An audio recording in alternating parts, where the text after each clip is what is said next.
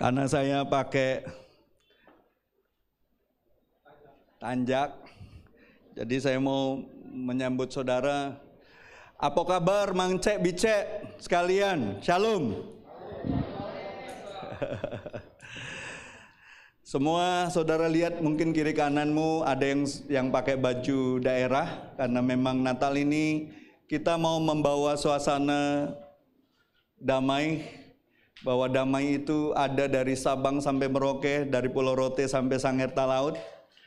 Dan apapun yang terjadi di luar sana, apapun yang sudah terjadi di belakang kehidupan kita, dan apapun yang sedang menanti kehidupan kita di depan, tidaklah sebanding dengan apa yang ada di dalam kita. Amin. Yang di dalam kita ini yang paling penting, yaitu Yesus Kristus, yang kita terima Dia sebagai Tuhan dan Juru Selamat kita. Saya mau menyambut, mungkin ada orang-orang yang baru pertama kali atau tamu undangan yang kami undang memang di Natal ini, karena Natal kami tidak pernah kami bikin hari lain dan ngundang orang-orang banyak. Biasanya kami rayakan Natal tuh pas di hari Minggu, karena memang kami sebagai satu jemaat mau lebih fokus, lebih kusuk dengan bagaimana kita menikmati Tuhan. Tapi kalau hari ini ada yang mungkin baru pertama kali beribadah bersama-sama dengan kami, bisa angkat tangan di tempat saja, silakan. Yang baru pertama kali, oh ada beberapa keluarga di situ. Nanti bisa kenalan siapa mereka. Kalau mereka saya sudah pada kenal, tapi mungkin ada yang belum saya kenal. Tapi saya percaya di rumah Tuhan tidak ada orang asing. Di rumah Tuhan kita semua keluarga, ya, walaupun kita dari beragam-ragam suku bangsa, ya, bukan hanya orang-orang yang berasal dari Indonesia, mungkin juga ada yang dari luar negeri. Dan kita bersyukur hari ini, walaupun banyak keluarga-keluarga yang dalam minggu-minggu ini sudah berlibur keluar kota, ya, menikmati liburan Natal, juga ada yang pulang ke negaranya, tapi kita percaya tidak mengurangi sukacita kita yang masih ada dan merayakan Natal bersama-sama. Amin. Baik, Bapak Ibu, saudara-saudariku yang terkasih, hari ini judul firman Tuhan yang saya mau bagikan adalah datangnya Juru Selamat dunia. Ya, terambil dari surat Rasul Yohanes di 1 Yohanes 4 ayat 14. Saudara bisa buka Alkitabnya di sana, atau kalau saudara nggak bawa Alkitab bisa lihat di depan saja, juga ada terpampang di situ. Ya, sudah sampai di situ semua? Karena ini cuma satu ayat, kita akan baca sama-sama. Sudah sampai? 2, 3. Dan kami telah melihat dan bersaksi bahwa Bapa telah mengutus anaknya menjadi juru selamat dunia. Jadi Bapak Ibu, saudara-saudariku yang terkasih dalam Tuhan, yang terpenting tentang Natal bukanlah tanggalnya, karena Yesus Kristus lahir itu tidak dituliskan secara spesifik di tanggal 25 Desember. Tidak ada di ayat Alkitab di spesifik dikatakan tanggal berapa dia lahir ataupun tanggal 25 Desember. Ya. Tidak ada orang yang tahu persisnya kapan Yesus dilahirkan. Ya, bahkan ahli-ahli teolog pun banyak yang berselisih pandang, ya. Anehnya memang kitab suci tidak memberitahukan kita hal itu. Ya. Yang kadangkala menurut kita itu penting. Tapi ternyata menurut firman Tuhan enggak begitu penting. Ya. Sama kan kalau ada hamba Tuhan bilang, "Oh, Yesus lahir di kandang domba di Palungan."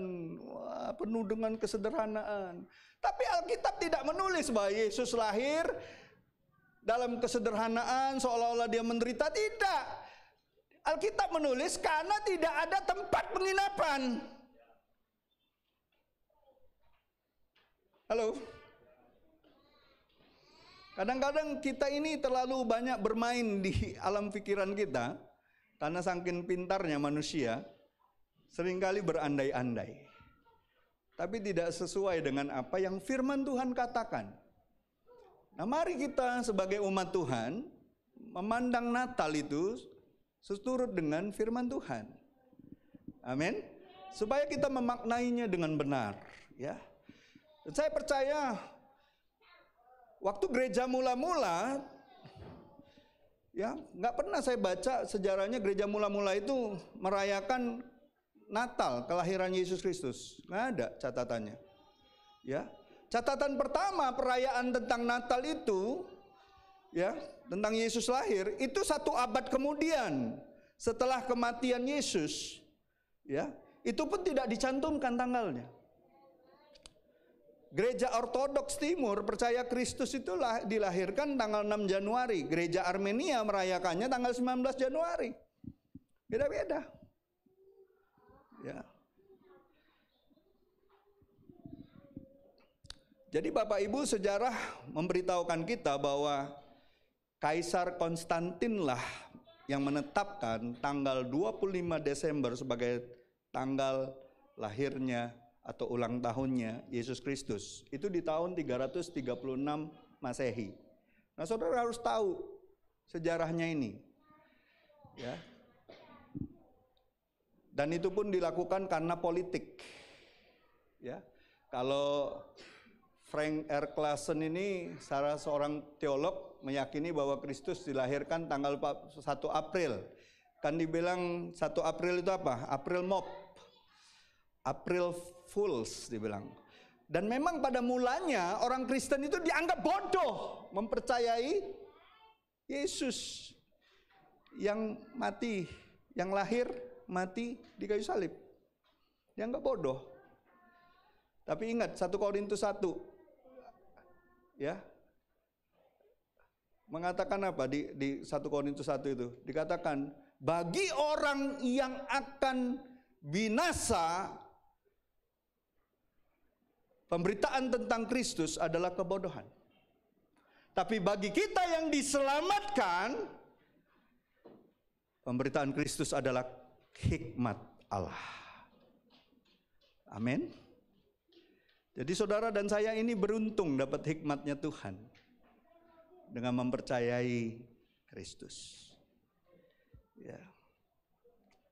Jadi Bapak Ibu, jadi jelas di sini, saya mau kasih tahu, jadi jelas dari penjelasan saya ini seharusnya kita tahu dengan pasti bahwa yang terpenting itu Natal itu bukan tanggalnya.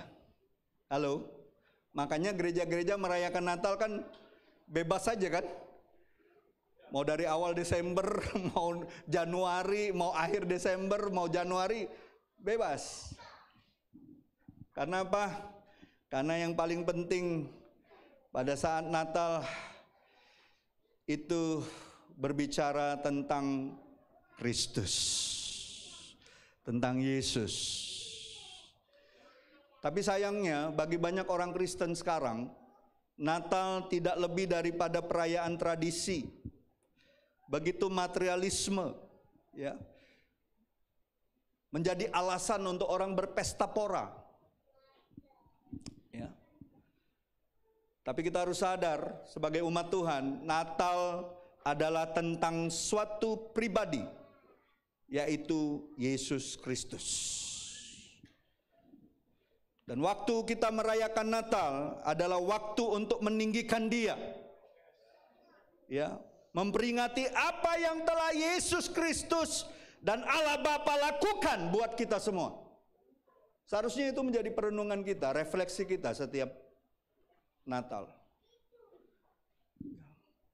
Natal seharusnya menjadi satu kesempatan bagi kita untuk memperingati bagaimana semangat dan bagaimana kehidupan Yesus yang terus berpegang kepada apa yang menjadi kehendak Bapa. Makanya Rasul Paulus mengatakan, siapa yang berpegang kepada suatu hari tertentu, ia melakukannya untuk Tuhan. Saudara, saya mau pastikan jemaat Tuhan di tempat ini, kalau saudara merayakan Natal hari ini, walaupun ini tanggal 18, kita menetapkan sebagai satu jemaat, kita akan merayakannya tanggal ini. Biarkanlah kita melakukannya untuk Tuhan, bukan karena maunya kita.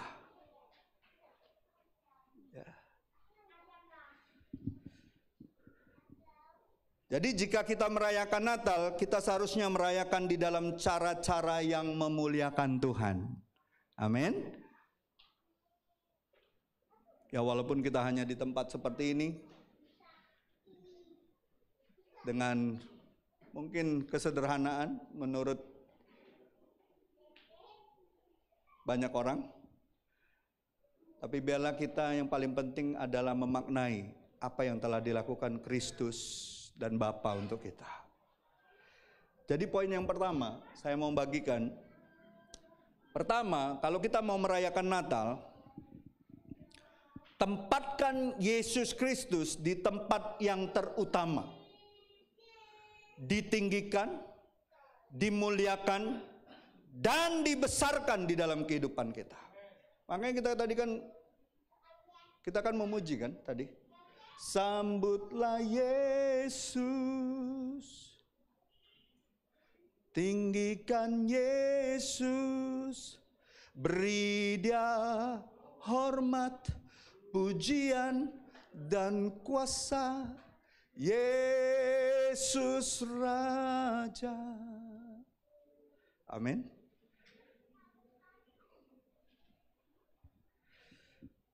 Bapak, Ibu, saudara-saudariku yang terkasih,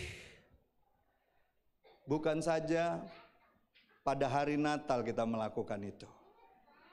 Seharusnya setiap hari kita melakukan itu. Amin.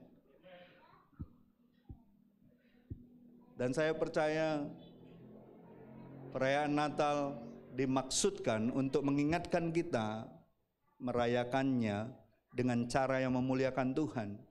Bukan dengan pesta pora, bukan dengan sekedar menjadikan perayaan tradisi agama kita, ya, dan hari libur biasa. Lihat ucapan-ucapan selamat di kartu ataupun di mall-mall atau sudah ditulis Xmas tanpa Christ di situ.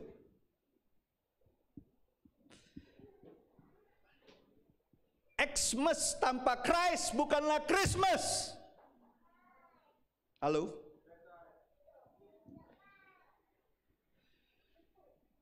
Christ is the most important factor in Christmas. So this should never be melted for any reason. Tidak bisa digantikan oleh siapapun. Dunia ingin kita merayakan Natal tanpa Kristus. Itulah sebabnya mereka mengganti Christ pada kata Christmas menjadi X, atau membentuk Xmas.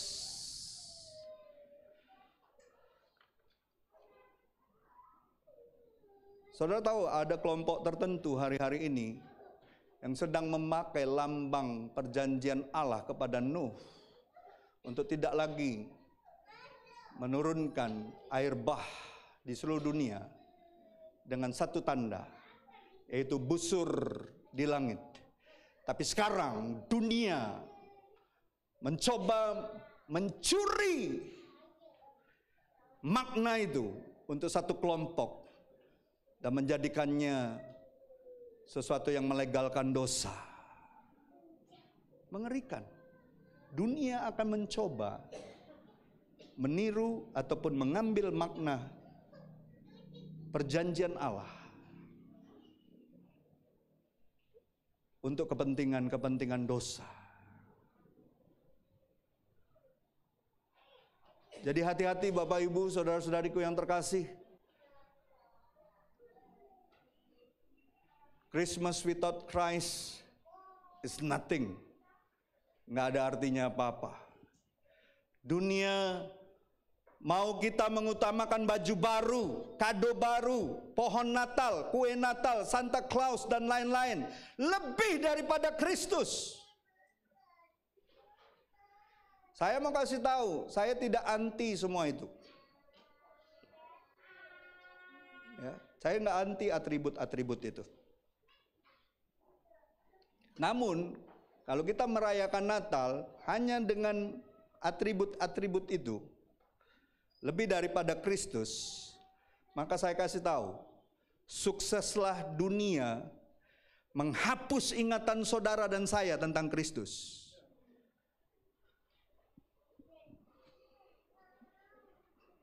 Di hari Natal.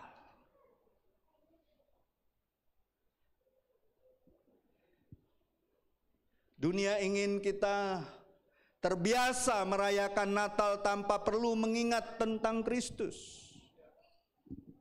Itulah sebabnya dunia mencoba menghilangkan kata Christ dan menggantinya dengan huruf X. X itu bukan Christ. Dan Christ bukanlah X. Dia bukan Mr. X. Halo, Mr. X itu biasanya penjahat. Ataupun orang-orang yang PHP tiba-tiba ngilang. Halo.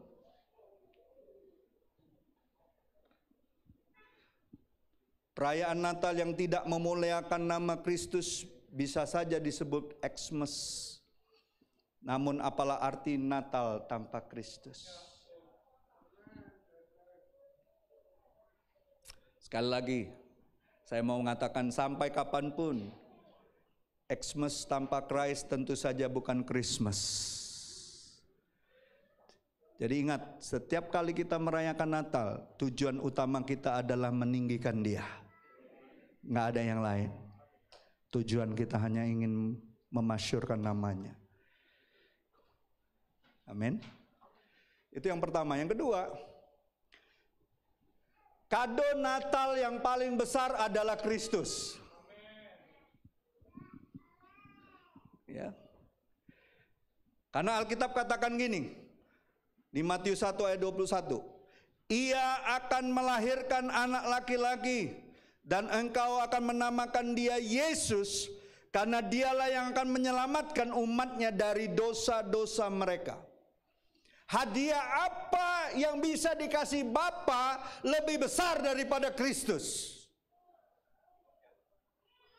Uang, emas, perak, kekayaan, kejayaan? Ada yang lebih besar daripada Kristus sebagai hadiahnya? Tidak ada. Saudara sebut apa saja yang saudara bisa minta sama Tuhan, sama Bapa di sorga. Kristuslah pemberian terbesar. Kalau Rasul Paulus mengatakan di 2 Korintus 9 ayat 15 dengan kata-kata ini, coba tampilkan. Syukur kepada Allah karena karunia-Nya yang tak terkatakan itu. Siapa karunia yang tak terkatakan itu? Yesus.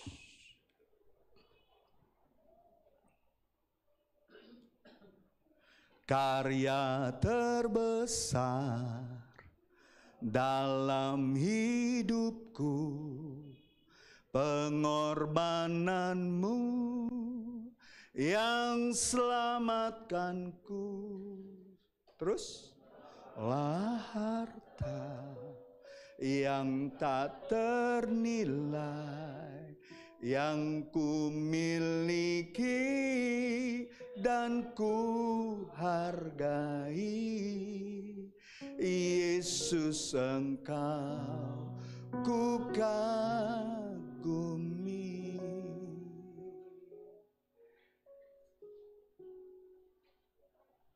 Saya mau mengingatkan kepada saudara, Kalau hari-hari ini kau sibuk mencari harta, kau sibuk mencari uang, kau sibuk mencari kedudukan dan jabatan, tanpa kau sadari Kristus itu yang ada di dalammu adalah hartamu yang paling besar, betapa malangnya hidupmu.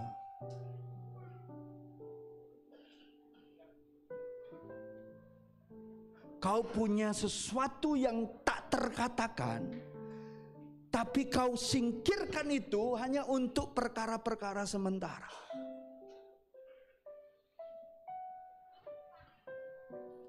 Itu menyedihkan.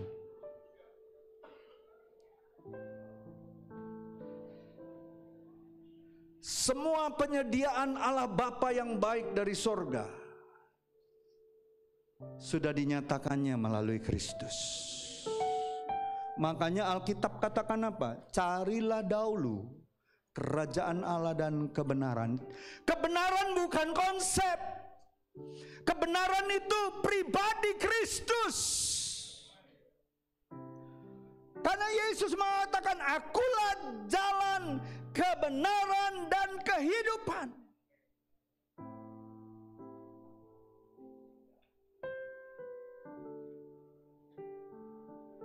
Amsal mengatakan, kejarlah hikmat. Siapa hikmat Allah itu? Kristus. Dan kalau kau mendapatinya, tidak ada yang dapat menyamainya. Sayang, manusia terlalu silau dengan harta benda, dengan segala kedudukan, dan memang itulah godaan-godaan waktu Yesus digoda di padang gurun. Itulah godaan-godaan terbesar daging manusia.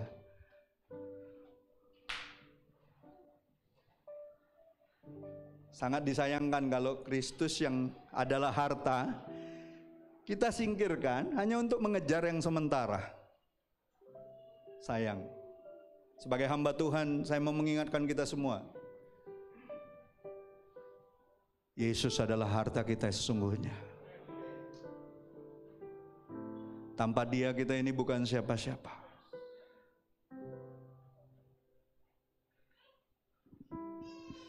Jadi Bapak Ibu, saudara-saudariku yang terkasih, Kristus adalah karunia dari Allah yang tak terkatakan buat umat manusia. Pada hari Natal kita memperingati bahwa Allah mengutus anaknya yang tunggal untuk menjadi juru selamat dunia. Tadi kan ayat awalnya 1 Yohanes 4 ayat 14. Bapa yang mengutus anaknya. Di hari kelahiran Yesus, biarlah kita memperingati bahwa hari ini hari lahir bagimu juru selamat, yaitu Kristus Tuhan di kota Daud. Yesus Kristus adalah penyelamat satu-satunya di dunia ini. Kisah Para Rasul 4 ayat 12 katakan, di bawah kolong langit ini tidak ada nama lain yang diberikan kecuali hanya di dalam nama Dia kita boleh diselamatkan. Kita mengenal Dia dengan Yesus Kristus, kita mengenal Dia dengan Al-Masih, kita mengenal Dia dengan Yeshua HaMashiach. Tidak ada nama lain. Jadi Bapak Ibu, saudara-saudariku yang terkasih, di bawah kolong langit ini tidak ada nama lain selain nama Dia. Pengampunan dosa kita, ya, itu sudah dipastikan selesai di atas kayu salib. Upah dosa adalah maut, tetapi karunia Allah adalah hidup yang kekal di dalam Yesus Kristus Tuhan. Roma 6 ayat 23 sudah mengatakan itu. Jadi kalau Bapak Ibu saudara-saudariku yang terkasih, yang terpenting di Natal ini, saya mau mengajak kita semua, saudara yang sudah percaya ataupun saudara yang masih ragu-ragu dengan kepercayaanmu kepada Kristus. Hari ini saya mau mengatakan, tanpa kedatangannya yang lahir sebagai juru selamat dunia, tidak akan pernah ada keselamatan yang kekal bagi kita. Jadi pastikan Dia sungguh-sungguh sudah kau terima sebagai Tuhan dan Juru Selamatmu. Amin. Terima Dia sebagai Tuhan dan Juru Selamatmu. Jadi Bapak Ibu, saya tutup di sini. Kesimpulannya, mari kita merayakan Natal dengan penuh hikmat, dengan penuh rasa hormat, serta kerinduan hanya untuk meninggikan dan mempermuliakan nama-Nya. Dan kiranya di hari Natal kali ini kembali mengingatkan kita semua bahwa Yesus Kristus adalah karunia terbesar yang tak terkatakan, sekaligus hadiah terindah bagi kita semua. Karena hanya di dalam Dialah kita yang percaya menerima pengampunan dosa dan menerima hidup kekal untuk selama-lamanya. Mari tundukkan kepala.